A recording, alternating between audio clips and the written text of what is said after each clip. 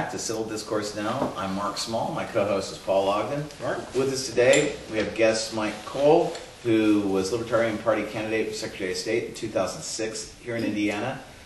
His blog is the Kole Hard Facts, Kole spelled K-O-L-E, and also Jeff Cox. Jeff has a blog. No boxes allowed. And he is also a lawyer here in Indianapolis. We're discussing this segment, The Worst Presidents of the United States. We're doing so from Big Hat Books at 6510 Cornell Avenue, Broad Ripple section of Indianapolis. Amongst the books for sale right now, William Henry Harrison, who arguably is the best president of the United States because he didn't do anything of a negative while he was in office. He didn't do anything at all. He died after 30-some days. They also are having World Book Night, April 23rd, 2012. If you go to www.worldbooknight.org and register by the date, I think it's like February 16th or something, check that website. You can choose from 30 books. Choose those books. They'll ship 20 copies of that book here to the store. You can pick the books up on April 16th and then give them to friends on World Book Night, throw a party, and give them to people so people will read. It's a worthwhile thing. The bookstore also has an art gallery on the second level up here. G.C. Lucas Gallery is displaying works that are kind of nifty. You can rent space here for various occasions. It's a neat place. So, we're going to the worst presidents of the United States. Well, I think we should start with our guests, maybe change the order and go with Jeff first. Jeff? I think the worst president of the United States by far was Jimmy Carter. And that's based on his utterly incompetent defense and foreign policy. It wasn't just Iran, which he poorly handled. It was also Nicaragua. It was also giving away the Panama Canal. It was also not standing up to Russia in anything, or the Soviet Union, I should say, in anything.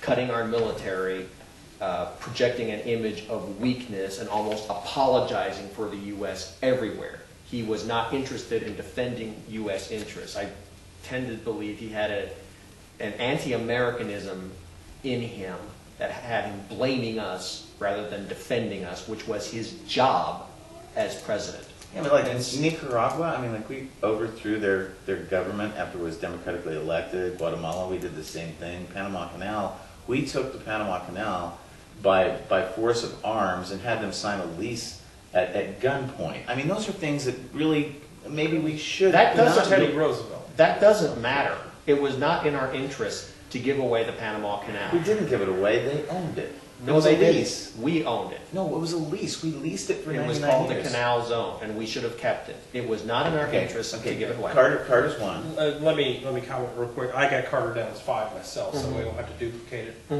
Mike, do you have Carter in your list? I put him a little higher than he's normally ranked, yeah. Okay. Wasn't But on my bottom 5. you don't have him on bottom 5. Okay. All right. I know Mark does. Yeah, and Iran, by the way, all he did was let the Shah come in here for cancer treatments after the Shah had like been a despot in his country for years. Yeah, he did nothing to try to rescue the U.S. troops. He did nothing to threaten Iran into releasing them. They had a failed rescue. They had a failed. That was incompetent. Well, that's not the same. You just said they did nothing. No, you can't fail if you haven't done something. That wasn't a really good attempt at it. It was an attempt all. What is number 2? Number 2, I actually have to put at number 2 Woodrow Wilson. And he's on my list. Yeah, I've got him as my worst.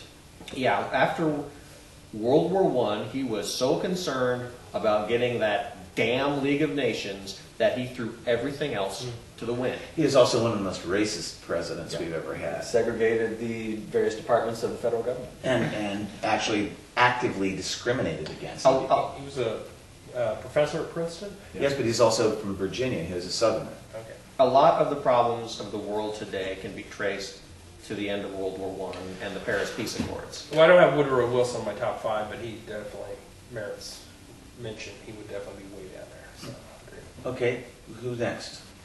Well, I'm not sure I put these in any particular order. And that's okay. I would put Richard Nixon in there. Oh, Nixon, yes, he's on my list. He abused his power in the presidency. He lied, and he seemed to be unstable at the end, to the Oh. point where they had to issue orders to the Department of Defense that if they received any orders from Richard Nixon to double check with others to make sure that they were okay. That mental instability went back even further. During the 1962 gubernatorial race in California, his famous speech, he came down in the morning for a concession speech, and Pat Brown had beaten him for governor. Here he had just lost barely the presidency of the United States, and he'd been drinking all night. And this is not just like speculation. He was drinking all night. And he came downstairs and said to the press, "Well, you all must be real happy. You all must be proud of yourselves. Well, you won't have Nixon to kick around again." And then the invasion of Cambodia was said to be the invasion launched by martinis, because he holed himself up in the White House cinema room watching Patton and drinking martinis. You watch Patton 4 times through. You watch Patton 4 times through, you'll want to invade your neighbor's backyard and then piss on it. I mean, that's just kind of so. Cambodia had it coming. Okay, so Nixon, whom else? Because he would be in mine. Andrew Johnson.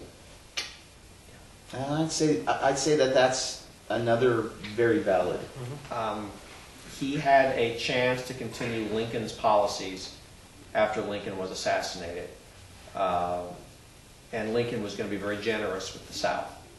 And Johnson, no, he did not do that.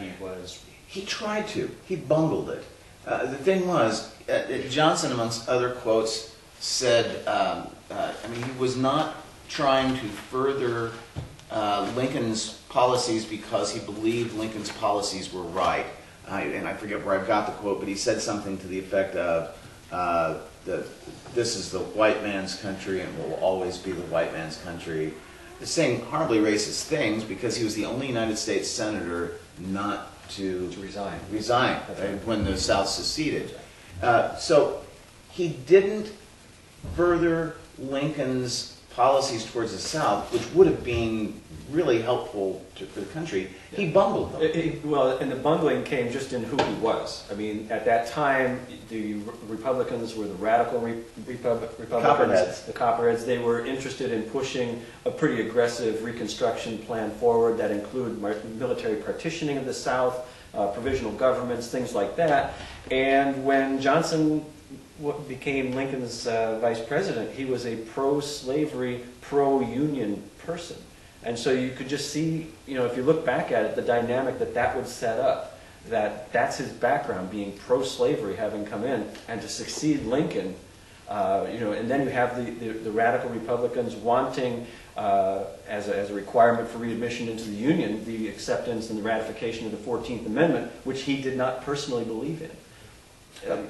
That's just a recipe for real disaster in terms of the interplay between the president and the legislative branch. I think Jeff has one more. Oh, yeah, but just continuing on Johnson just for a second. He also gave his speech when he was sworn into office after Lincoln's assassination intoxicated, which I think was a plus for his administration. But go ahead, Jeff. Final one might be a bit of a surprise. George H.W. Bush. The reason I put him in there is solely because of the way he handled the aftermath of the First Persian Gulf War. Because we had an opportunity right then and there to take out Saddam Hussein. And we didn't have to do it. All we needed to do was stop the Iraqi Republican Guard from withdrawing from Kuwait. We had them almost completely cut off, and Saddam Hussein would have had no defenders in Baghdad. There was an uprising against him. He would likely have been toppled. And we told the people in Iraq, remove him from power, and then we did nothing.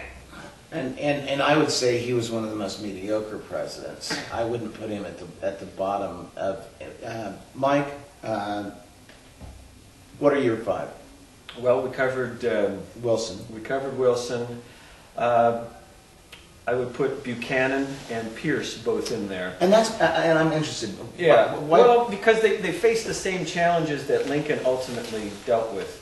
Although in their places, they were charged with trying to hold the country together. the factionalism of the country over slavery was going, and they were both compromisers. They were both known as dough faces, which is the dough face. I love the name. Dough face is one who is a northerner who's sympathetic to the South. And the notion is they could just change their face whichever way they wanted to go. Right, depending on who their audience was.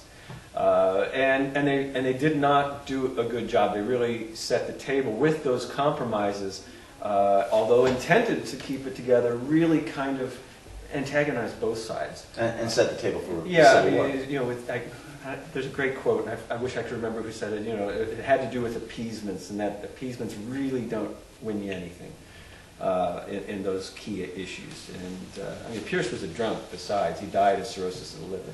Yeah, but see, that's Why do we keep putting down drunks? I know. Well, you know.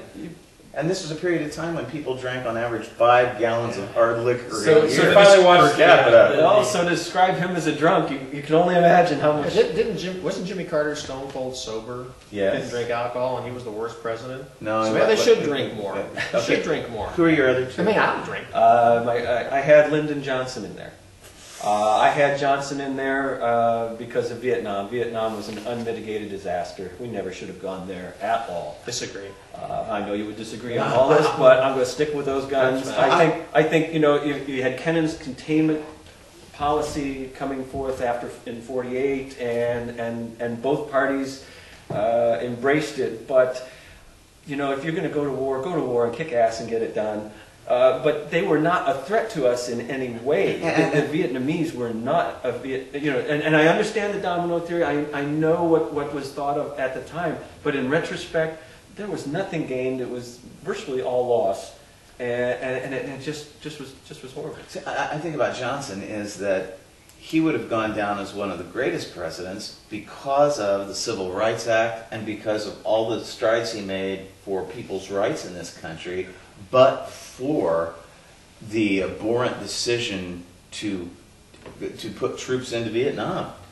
Yeah, well, you know, he came in and was fairly popular immediately, and he had something of a weird momentum coming in, replacing a popular assassinated president, where he was, I think, given a lot of space to operate with.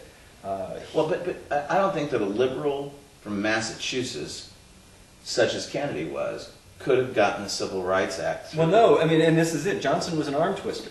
He was not somebody who schmoozed and won people to your side. He went in there and said, "You're going to go this way, or we're going to take you down." He was an arm breaker. Who's your fifth? I think I got 5 in there. I had Buchanan, Pierce, LBJ, Wilson. and Andrew Johnson. Oh, that's right. Yeah, I agreed on Johnson. Paul, who you... Okay, I won't go over the ones of our Buchanan, Johnson, Carter. I have on my list. The other two, I don't know if Grant has been mentioned. No, he hasn't. Ulysses Grant and Warren Harding for the same reason. They were very corrupt administrations. See I now, don't know if they really accomplished too much. I'll take issue with you on Harding. And I think Harding's administration, yes, was very corrupt. You know, Harding actually was the first president to start a strategic oil reserve, and a lot of the corruption lie right there. Oh, yeah. But Teapot Dome scandal. the teapot, exactly right, Mhm. exactly right. But you know what he doesn't get any credit for is the fact that he was picking up the pieces from a depression, an economic depression out of the Wilson administration, and the things that he did could be instructive for today. In that he cut taxes, cut the income tax, and the economy took off. We had the 8 greatest years of industrial production increase in our history. It's right at the end of the segment. My worst would include W, and I'd have to think for a second about the other one. We'll be right back.